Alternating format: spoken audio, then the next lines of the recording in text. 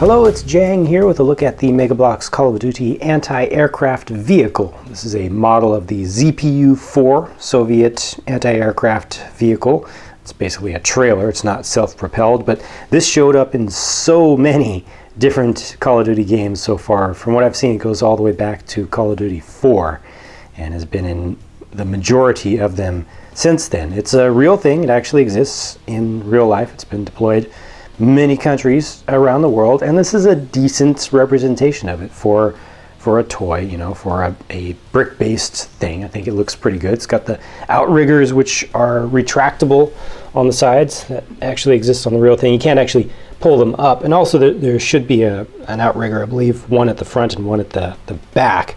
And the way that the thing actually works in the real world is that the axles actually rotate up to set the whole thing down onto those outriggers, but that's no big deal. I think that the level of detail here is pretty good, like I said, and has a kind of realistic shock mounts or spring mounts there. You can rotate this thing around a full 360 degrees, and you can also change the elevation all the way up to 90 degrees, and you can actually take it past 90 degrees as well. The ammo boxes on each side are printed, so there are no stickers to be applied there, and this can be rotated. I believe it's supposed to be rotated with the barrels together, so your belts are always lined up properly. As you can see, you can put a figure into the seat at the back, and you can get them decently realistically posed with the sight there. These small pieces that are basically controls can be moved around in various different ways, so can be a little bit tricky to get that lined up just right to look proper, but it ends up working out just fine when you hook up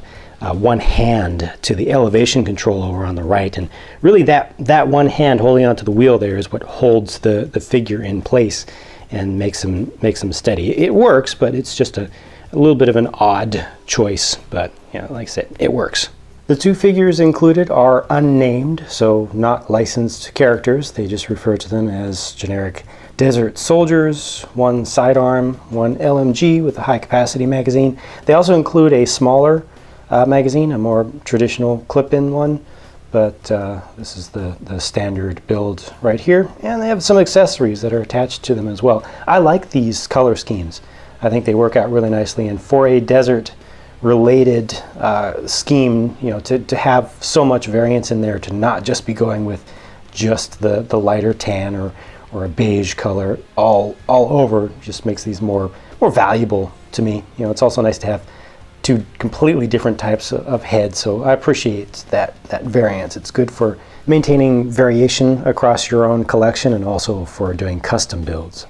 So there's nothing too fancy about this build. You know, it's fairly straightforward. The parts count isn't too great, but the build was fine and the end result looks pretty good. It looks like what it's supposed to be. Nothing spectacular, but nothing to really complain about from me. Let me know what you think. Share your thoughts in the comments down below, and I'll be talking to you again soon.